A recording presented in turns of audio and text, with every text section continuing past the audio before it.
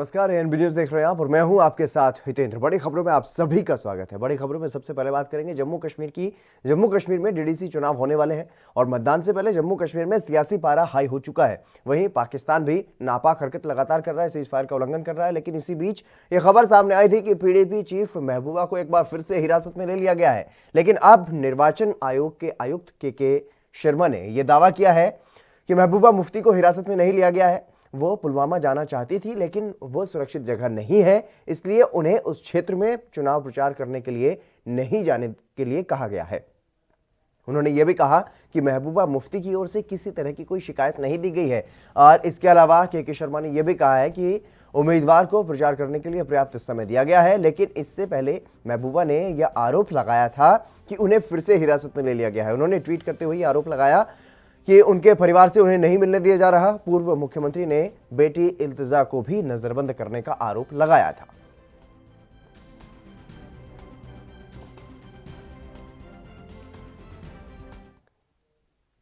रविंद्र श्रीवास्तव हमारे संवाददाता जम्मू कश्मीर से हमारे साथ जुड़ गए हैं अधिक जानकारी के साथ। रविंद्र, फिलहाल क्या कुछ जानकारी है, क्योंकि लगातार जिस तरीके से सियासी पारा बढ़ता हुआ दिखाई दे रहा है जम्मू कश्मीर का, उस बीच एक बार फिर से ये बड़ी खबर सामने आई थी कि जो महबूबा मुफ्ती हैं उनको हिरासत में ले लिया गया है, लेकिन अब इसका खंडन हो गया है।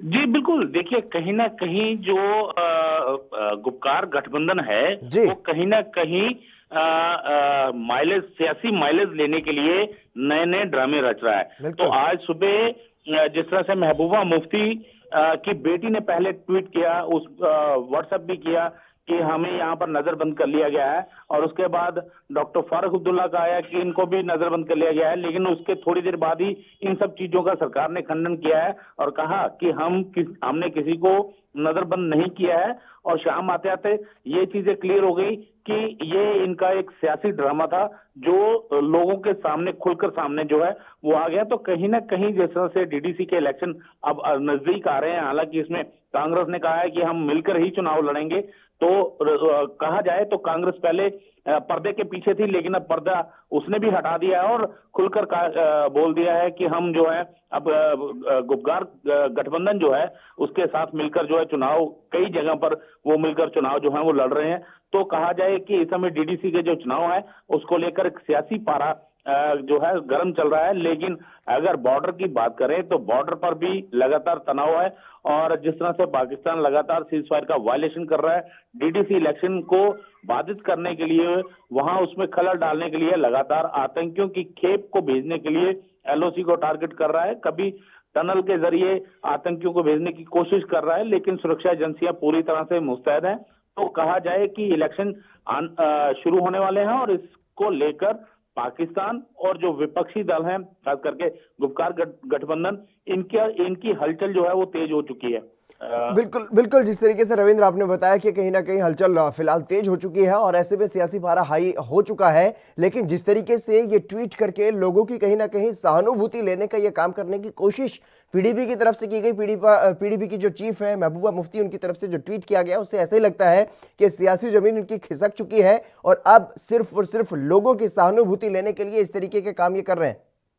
जी बिल्कुल हतेंद्र, देखिए कहीं ना कहीं लोग भी समझते हैं कि पीडीपी ने जिस तरह से लोगों को बेवकूफ बनाया है, खास करके डेवलपमेंट के नाम पर, या फिर कहा जाए कि हिंदुस्तान पाकिस्तान जो है वो करती रही है, आतंकी जो है वो बोलती रही है, तो ये सब चीजें दर्शाती हैं कि पीडीपी जो है उसकी सियासी हलचल जो है वो खत्म हो चुकी थी, वो कुर्सी उससे छिन चुकी है। लेकिन अब फिर से सहानुभूति लेने के लिए नए नए हथकंडे जो हैं वो महबूबा मुफ्ती अपना रही हैं।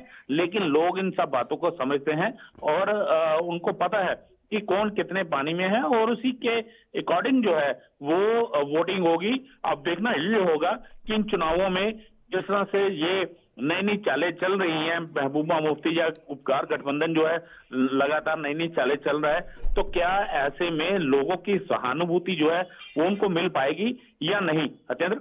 जी बिल्कुल रविंद्र, लेकिन जो तस्वीरें सामने आई महबूबा मुफ्ती के घर के बाहर से, जो तस्वीरें सामने आई हैं, वहां पर काफी संख्या में सुरक्षाकर्मी जो है वो खड़े हुए दिखाई दे रहे हैं। वो किस वजह से वहां पर खड़े किए गए? जी देखिए, कहीं ना कहीं जिस तरह से लगातार आतंकी जो है घटनाएं हो रही हैं, उसको लेकर जो है सुरक्षा की दृष्टि से अगर देखा जाए तो एक विपक्षी पार्टी होने के नाते वहां पर लगातार जो है सुरक्षा बल जो है वो तैनात रहते हैं।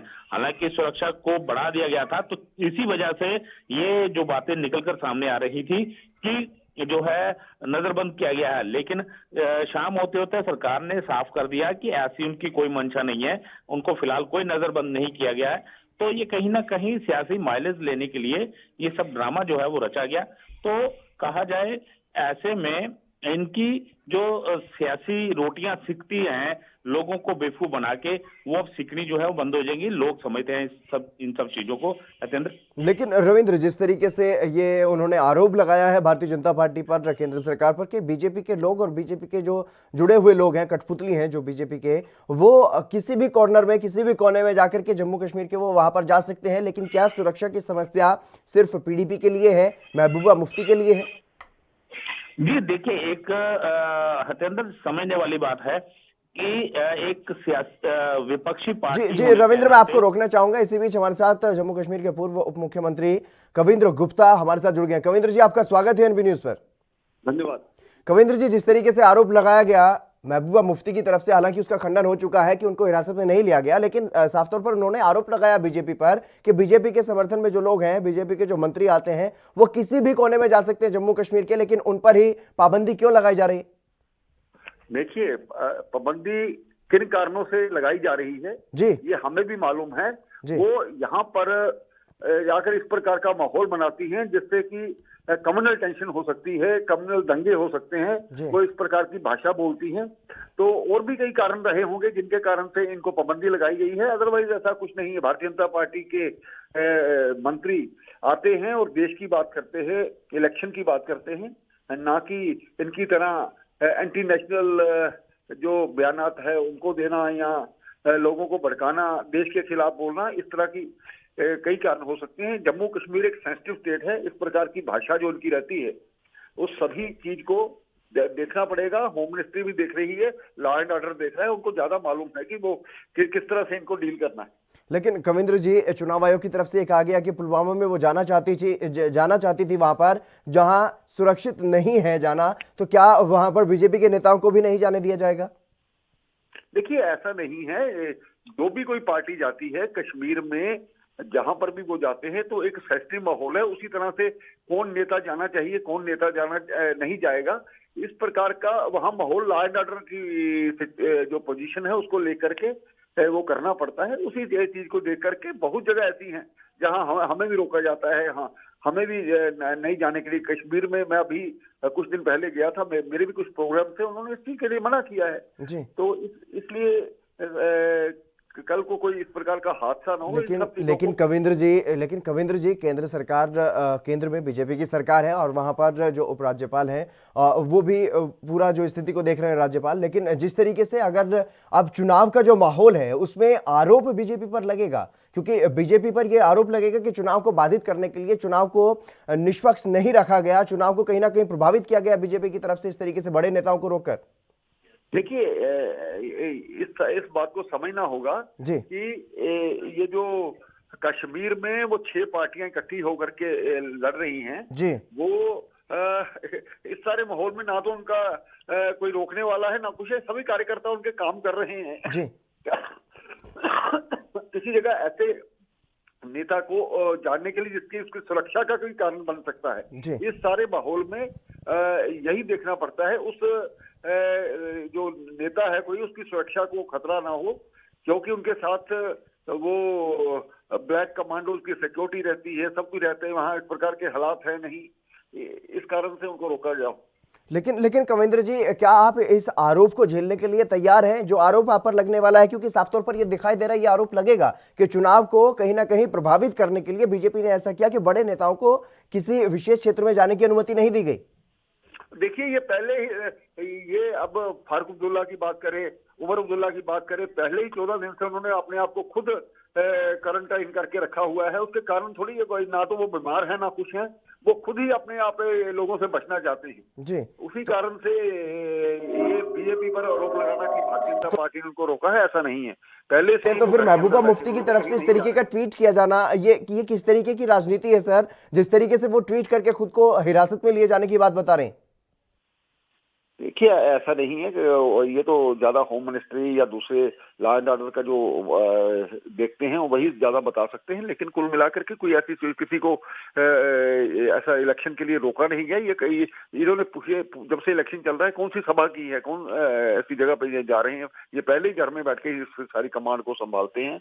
और ये एक बहाना है कि इलेक्शन में अपनी हार को देखते हुए अपने उसी कारण से इस प्रकार की ये बयानबाजी कर रहे हैं, उस प्रकार का ट्वीट कर रहे हैं। जी कविंद्र जी, बहुत बहुत शुक्रिया आपका मेरे साथ जुड़ने के लिए और तमाम अहम बातचीत करने के लिए। लेकिन रविंद्र श्रीवास्तव हमारे साथ लगातार बने हुए हैं। रविंद्र, जिस तरीके से कविंद्र गुप्ता बता रहे थे कि सुरक्षा कारणों की वजह से तमाम ऐसे कारण हैं, क्योंकि जिस तरीके के ये भाषण देते हैं उससे भी वहां पर दंगे भड़क सकते हैं, इस वजह से भी उनको रोका जा सकता है, तो तमाम ऐसी बातें कही हैं। लेकिन ये आरोप बीजेपी पर लगना तय है कि बीजेपी ने चुनाव को प्रभावित करने के लिए इस तरीके का काम किया है। बड़े नेताओं को, जो विरोधी दलों के जो बड़े नेता हैं, उनको जाने से रोका गया है।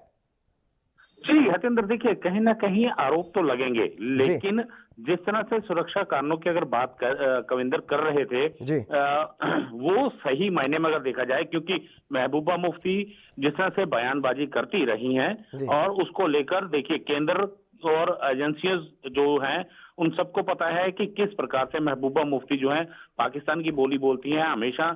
हालांकि उन्होंने कुछ दिन पहले ही जो है देश के तिरंगा जो है जिसको हम अपनी शान बोलते हैं उसके खिलाफ जो है वो बोला था। तो ऐसे में कहीं ना कहीं माहौल खराब हो सकता है, ये कविंद्र गुप्ता का कहना उचित है, क्योंकि जिस तरह से लगातार वो बयानबाजी करती हैं। हालांकि जम्मू के अंदर जब वो तिरंगे को लेकर उन्होंने बयानबाजी की थी तब उनके ऑफिस जो जम्मू में ऑफिस है वहां पर जो है सोशल एक्टिविस्ट जो हैं उन्होंने झंडा फहराया था और कई पार्टियों ने वहां पर पहुंचकर तिरंगा जो है फहराया था और बड़ी संख्या में लोग जो हैं वो इन सब बयानों को लेकर क्रोधित भी हो गए थे। तो ये सब चीजें कुल मिलाकर अगर बात की जाए तो ये सब चीजें मायने रखती हैं और ऐसे में अगर सुरक्षा की दृष्टि से अगर देखा जाए तो महबूबा मुफ्ती के साथ जो है कमांडोज रहते हैं, उनको सिक्योरिटी दी गई है केंद्र सरकार की तरफ से। तो कहीं ना कहीं अगर सरकार जो मौजूदा सरकार है उसने अगर देखा है तो ऐसे में उन्होंने खंडन भी किया है कि हमने किसी को भी जो है वो नजरबंद नहीं किया है। तो अगर चुनाव करवा रही है सरकार तो आरोप प्रत्यारोप जो है वो पार्टियां लगाती हैं, लेकिन जो शाम होते होते चीजें सामने निकल कर आई हैं, ऐसे में महबूबा मुफ्ती ने जिस प्रकार से ट्वीट किया था उसका कहीं ना कहीं बिल्कुल खंडन हो चुका है। और लगातार जिस तरह से अब चुनाव जो है नजदीक है तो उसको लेकर भी अब जो है लोगों के जहन में साफ आ जाएगा कि पार्टियां किस प्रकार जो है लोगों को बेवकूफ बनाती रही हैं। लेकिन रविंद्र, जिस तरीके से जनता को गुमराह करने के लिए ये ट्वीट किया गया, झूठा दावा किया गया कि उनको एक बार फिर से हिरासत में ले लिया गया है, इस मामले में साफ कर दिया है चुनाव आयोग ने कि उनको हिरासत में नहीं लिया गया, लेकिन क्या कुछ जानकारी है इस बारे में? क्या जिस तरीके से चुनाव का माहौल चल रहा है कहीं ना कहीं झूठ बोल करके प्रोपेगेंडा ये किया गया, तो इस वजह से जिस तरीके से जनता को यहां पर गुमराह किया गया, क्या उन पर कोई कार्रवाई भी की जा सकती है? जी देखिए, ये चुनाव आयोग अब देखेगा कि क्योंकि जिस तरह से महबूबा मुफ्ती जैसी बड़ी नेता जो हैं उन्होंने ऐसे आरोप लगाए हैं सरकार के ऊपर, चुनाव आयोग के ऊपर आरोप लगाए हैं, तो ये अब चुनाव आयोग ही तय करेगा या केंद्र सरकार तय करेगी कि क्या इनके ऊपर जो है कार्रवाई की जाएगी, ये तो आने वाला समय बताएगा। लेकिन जिस तरह से चुनाव आ रहे हैं उसको लेकर ऐसी बयानबाजी करके जो है लोगों की जो सहानुभूति है उसको दोबारा से हासिल करने की कोशिश जो है महबूबा मुफ्ती कर रही है, क्योंकि उनको भी पता है कि उनकी सियासी कुर्सी जो है वो हिल चुकी है, वो अपने जो है मुख्यमंत्री के पद पर अब नहीं है और लोगों के बीच में जिस तरह से उन्होंने लोगों को बेवकूफ बनाकर अपनी सियासी रोटियां सेकती रही हैं, अब वो सीखने वाली नहीं है। तो ऐसे में सहानुभूति हासिल करने के लिए ऐसे ट्वीट जो हैं वो महबूबा मुफ्ती की तरफ से किए गए थे। यतेंद्र जी बिल्कुल रविंद्र, तमाम जानकारी देने के लिए बहुत बहुत शुक्रिया आपका। तो लगातार जम्मू कश्मीर में अब एक बार फिर से सियासी पारा हाई होने लगा है, क्योंकि डीडीसी के चुनाव वहां पर होने हैं और उसी को लेकर के तमाम कोशिशें अलग अलग राजनीतिक दलों की तरफ से की जा रही हैं, जिसके मद्देनजर अब पीडीपी चीफ महबूबा मुफ्ती ने ये ट्वीट किया था और ये जानकारी दी थी कि उन्हें एक बार फिर से हिरासत में ले लिया गया है, लेकिन इसका खंडन कर दिया गया है सरकार की तरफ से, चुनाव आयोग की तरफ से, कि उनको किसी भी तरीके से हिरासत में नहीं लिया गया। चलिए अब बात करेंगे अगली खबर की, क्योंकि अब तक भारत में लाखों लोगों की जान कोरोना वायरस की वजह से चली गई है और इस बीच आईसीएमआर के पूर्व प्रमुख डॉक्टर रमन गंगाखेडकर का एक बड़ा बयान सामने आया है। एक निजी इंटरव्यू में उन्होंने यह कहा है कि अब मास्क के साथ नई जिंदगी की आदत डालें, यानी कि अब यह कहना गलत नहीं होगा कि जैसे खाना पीना और हवा हमारे जिंदा रहने के लिए ज़रूरी है और वैसे ही अब मास्क भी हमारे लिए ज़रूरी हो गया है। लेकिन वहीं देश में लोग कोरोना को लेकर के लापरवाही बरतने लगे हैं, जिसके कारण एक बार फिर से मामले बड़ी तेज़ी से बढ़ रहे हैं। और इसी बीच अगर दिल्ली की बात की जाए तो पहले भी हालात गंभीर हो चुके हैं, लेकिन अब एक बार फिर से डराने वाले आंकड़े सामने आ रहे हैं, जिससे लेकर के बार बार हाईकोर्ट की तरफ से दिल्ली सरकार को फटकार लगाई जा रही है। दिल्ली में 24 घंटों का जो आंकड़ा जारी किया गया है उसके मुताबिक करीब 5000 नए मामले सामने आए हैं और 91 मरीजों की मौत भी हुई है। राजधानी में कोरोना मामलों की कुल संख्या 5,51,000 के पार हो चुकी है। वहीं देश भर में 43,082 नए केस जो है वो सामने आए, जबकि 492 कोरोना मरीजों की मौत हुई है। देश में कुल मरीजों की संख्या का आंकड़ा 93 लाख के पार पहुंच चुका है। कुल मौत 1,35,000 से ज्यादा हो चुकी है।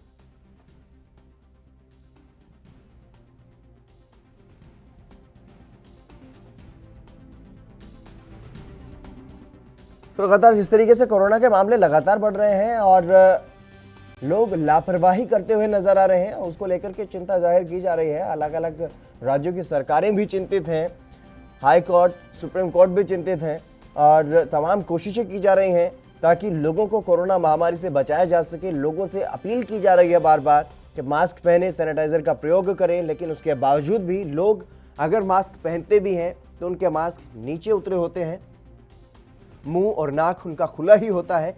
तो कहीं ना कहीं लोगों की तरफ से एक बड़ी लापरवाही जो है वो बरती जा रही है। अब यहाँ पर ये चेतावनी अगर दी जाए कि बिना मास्क आप अपनी जान को जोखिम में डाल रहे हैं तो ये गलत नहीं है, क्योंकि आप किसी भी वक्त कोरोना संक्रमित लोगों की चपेट में आ सकते हैं और आप भी कोरोना की चपेट में आने के बाद अपनी जान से हाथ भी धो सकते हैं, क्योंकि ये बीमारी जानलेवा भी है।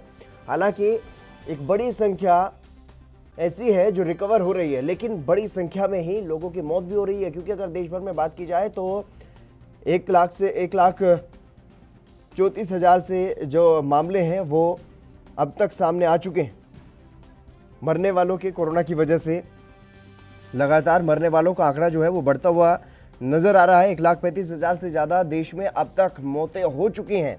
और वहीं अगर बात की जाए दिल्ली में, देश की राजधानी दिल्ली में लगातार कोरोना की जो स्थिति है वो बिगड़ती हुई एक बार फिर से नजर आ रही है।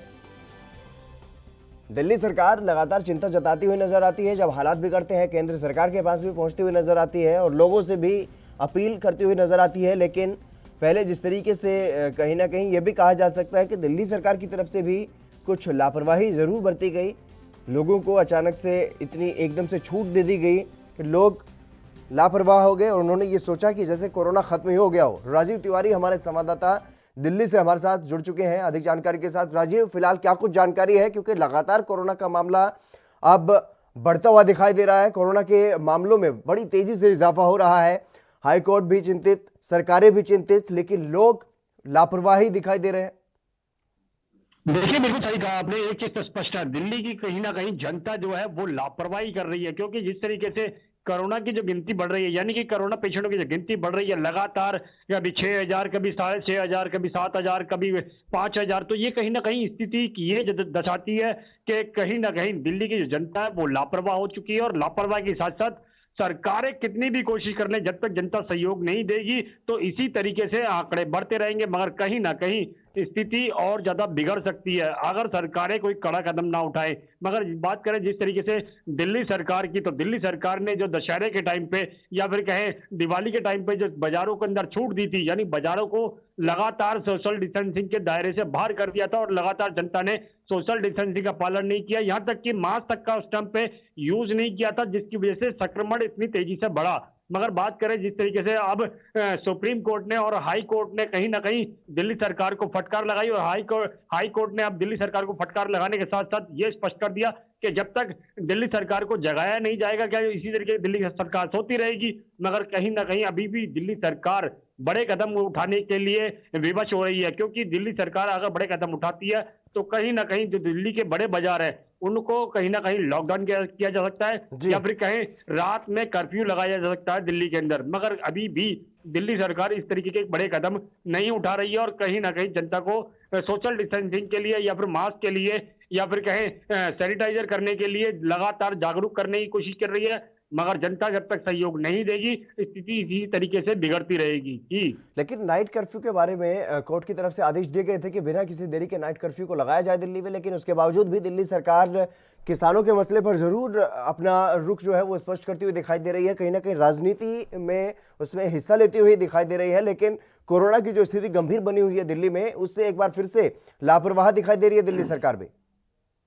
देखिए एक चीज तो स्पष्ट है, जहां राजनीति की बात करें तो राजनीति एक अलग पहलू है और जो कोरोना जैसी महामारी चल रही है वो दो अलग पहलू है। मगर दिल्ली की बात करें तो दिल्ली के अंदर सरकार बेशक दिल्ली सरकार ने बेशक किसानों का सही सहयोग देने के लिए संत निरंकारी और कह सकते हैं जो ग्राउंड है वो जरूर दे दिया है। मगर एक चीज जरूर है, दिल्ली के अंदर अगर किसान प्रवेश करते हैं तो कहीं ना कहीं सोशल डिस्टेंसिंग का उल्लंघन होगा और वायरस का खतरा भी बढ़ेगा। इसी को लेकर ही केंद्र सरकार किसानों को दिल्ली के अंदर प्रदर्शन करने की अनुमति नहीं दे रही थी, क्योंकि वायरस का खतरा और ज्यादा बढ़ सकता है। दिल्ली के अंदर जो वैसे ही रिकॉर्ड तोड़ वायरस बढ़ रहा है और कहीं ना कहीं दिक्कतें जरूर आ रही है केंद्र सरकार को, क्योंकि केंद्र सरकार ही एक दिल्ली सरकार के बाद में कंट्रोल करने की कोशिश कर रही है। मगर दिल्ली सरकार राजनीति करती नजर आ रही है और जनता के बारे में नहीं सोच रही है। मगर जनता कहीं ना कहीं सोशल डिस्टेंसिंग का जब तक पालन नहीं करेगी, मास्क का यूज नहीं करेगी, तो गिनती बढ़ती रहेगी और जनता को दिल्ली सरकार के साथ साथ केंद्र सरकार का सहयोग भी देना पड़ेगा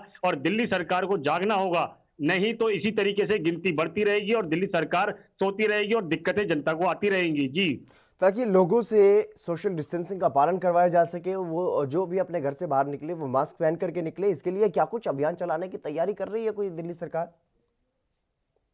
देखिए एक चीज तो स्पष्ट है, जहां हम बात करें दिल्ली की जनता की तो दिल्ली की जनता कहीं ना कहीं जुर्माने की जो 2000 रुपए की रकम है उससे कहीं ना कहीं बचने की कोशिश कर रही है। यानी कि सीधे सीधे कहें जुर्माने की रकम से ही बचने के लिए मास्क का यूज करती नजर आ रही है। मगर बात करें सोशल डिस्टेंसिंग की, सोशल डिस्टेंसिंग फिर भी नहीं किया जा रहा है, क्योंकि शायद जनता को यह लगता है मास्क लगाना ही एक सोल्यूशन है, उसके अलावा सोशल डिस्टेंसिंग के दायरे में भी चले जाएं तो भी कोई फर्क नहीं पड़ने वाला। मगर जनता जब तक सोशल डिस्टेंसिंग का पालन नहीं करेगी और मास्क का यूज नहीं करेगी और बार बार हाथों को सैनिटाइजर करना पड़ेगा और हाथ धोने पड़ेंगे तो ही इससे बचा जा सकता है। मगर वैक्सीन आने का इंतजार दिल्ली के नहीं पूरी देश का इंतजार है, क्योंकि वैक्सीन जब तक आएगी तब केंद्र सरकार के द्वारा जनता को मिलेगी। मगर अभी उसके लिए समय है और समय के साथ साथ चलना होगा और समय के लिए ही पहले बचना होगा। जब तक बचेंगे नहीं तो वैक्सीन का इंतजार करना पड़ेगा। मगर जिस तरीके से दिल्ली की जनता को बात करें, दिल्ली की जनता अभी भी सोशल डिस्टेंसिंग का पालन नहीं करेगी तो वायरस का खतरा इसी तरीके से बना रहेगा जी। जी बिल्कुल राजीव, तमाम जानकारी देने के लिए बहुत बहुत शुक्रिया आपका। तो लगातार जिस तरीके से कोरोना के मामलों में इजाफा हो रहा है, ये आम जनता को समझना होगा, ये हम सबकी अपनी जिम्मेदारी है कि हम कोरोना से किस तरीके से बचें। चलिए बढ़ेंगे अगली खबर की तरफ। पंजाब से चले कुछ किसान दिल्ली पहुंच चुके हैं, बाकियों की भी वहां पर पहुंचने का जो सिलसिला है वो जारी है और इजाजत दिल्ली में मिल गई है कि प्रदर्शन कर सकते हैं। लेकिन इससे पहले किसानों को अनेक बाधाओं का सामना करना पड़ा। अलग अलग जगहों पर हरियाणा सरकार ने उन्हें रोकने की कोशिश की, लेकिन किसानों ने किसी की नहीं सुनी। वो अपने रास्ते की अड़चनों को साफ करते हुए चले गए। बीते दिन से ही दिल्ली आने की किसान कोशिश कर रहे थे, कई बार उनकी पुलिस के साथ भिड़ंत भी हुई, लेकिन अब दिल्ली में प्रवेश करने की इजाजत किसानों को मिल गई है और इसी के चलते वहां पर किसान जो है पहुंच रहे हैं। और वहीं कृषि मंत्री नरेंद्र सिंह तोमर ने किसानों से आंदोलन को खत्म करने की अपील की है। उन्होंने कहा है कि कोविड-19 और ठंड को ध्यान में रखते हुए किसानों से आंदोलन खत्म करने की अपील करता हूं। उन्होंने यह भी कहा है कि सरकार किसानों से बात करने के लिए तैयार है। 3 दिसंबर को सरकार और किसानों की बात होगी। इसके अलावा हरियाणा सरकार ने भी अब पंजाब से सटे सभी बॉर्डर खोलने का फैसला लिया है।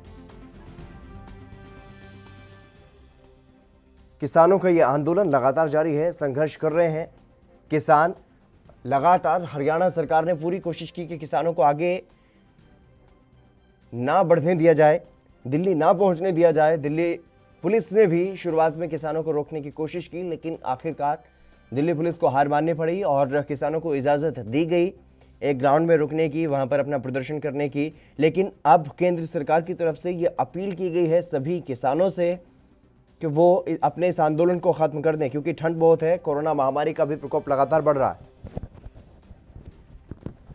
कपूर हमारे विशेष संवाददाता हमारे साथ जुड़ गए अधिक जानकारी के साथ। विनीत, फिलहाल क्या कुछ जानकारी है, क्योंकि केंद्र सरकार की तरफ से कृषि मंत्री ने खुद अपील की है किसानों से कि ठंड बहुत है, कोरोना महामारी का प्रकोप भी लगातार बढ़ रहा है। उन्होंने ये भी कहा है कि किसानों से हम बातचीत करने के लिए तैयार हैं। 3 तारीख को बैठक बुला भी ली गई है, लेकिन इसके बावजूद किसान लगातार डटे हुए हैं वहां पर। देखिए हितेंद्र, अगर हम किसानों की बात करें तो ठंड और जो आंसू गैस के गोले हैं, इसका जो डर है वो किसानों को नहीं दिया जा सकता। किसान जो है इस वक्त अपनी जिस मांग को लेकर प्रदर्शन पर अडिग हैं, उसी मांग को लेकर वो अब भी यही बात करते नजर आ रहे हैं कि केंद्र की मोदी सरकार जो है वो जब तक केंद्रीय कानूनों को लेकर कोई फैसला नहीं लेती, तब तक उनका धरना प्रदर्शन जो है वो वापस नहीं होने वाला। और इसको लेकर अगर हम आज भी केंद्र के एटीट्यूड की बात करें तो केंद्र का एटीट्यूड वही है जी। जब तक बैठक नहीं होती तब तक ये नहीं कहा जा सकता कि क्या इस बातचीत का कोई हल निकलेगा। जो 3 दिसंबर को केंद्र की मोदी सरकार के साथ बैठक होने वाली है, बुराड़ी के अंदर जो बैठक बुलाई गई है, उसमें देखने वाली बात रही क्या कुछ रहता है किसानों का पक्ष और क्या कुछ केंद्र सरकार जो है किसानों को मना पाने में सक्षम हो पाती है, क्योंकि लगातार विरोध जारी है और 250 से ज्यादा जत्थेबंदियां जो हैं वो इस विरोध प्रदर्शन का हिस्सा बनती हुई नजर आ रही हैं। बिल्कुल विनीत, जिस तरीके से यह आंदोलन राष्ट्रव्यापी कहीं ना कहीं होता हुआ नजर आ रहा है, क्योंकि यूपी से भी और अलग अलग राज्यों से भी अगर बात की जाए तो किसान दिल्ली पहुंचने वाले हैं। कुछ लोग कल भी वहां पर पहुंचेंगे, कुछ किसान अलग अलग जगहों से दिल्ली में पहुंचेंगे। लेकिन क्या इस आंदोलन को देखते हुए केंद्र सरकार अपनी जो बैठक 3 दिसंबर को बुलाई गई है उससे पहले भी बुला सकती है? बिल्कुल, देखिए सीधे तौर पर अगर केंद्र की बात करें तो दबाव है केंद्र के ऊपर, क्योंकि 250 से ज्यादा जब किसान जत्थेबंदियां प्रदर्शन करती हैं और एक मुद्दे का विरोध करती हैं तो उसको लेकर केंद्र की मोदी सरकार को विचार विमर्श करने की जरूरत है। क्योंकि अभी भी अगर हम जयपुर की बात करें, जयपुर के अंदर किसान जत्थेबंदियां जो हैं वो दिल्ली की तरफ बढ़ती नजर आ रही हैं। मुजफ्फरनगर की बात करें, वहां से किसान जत्थेबंदियां जो हैं वो दिल्ली की तरफ बढ़ती नजर आ रही हैं।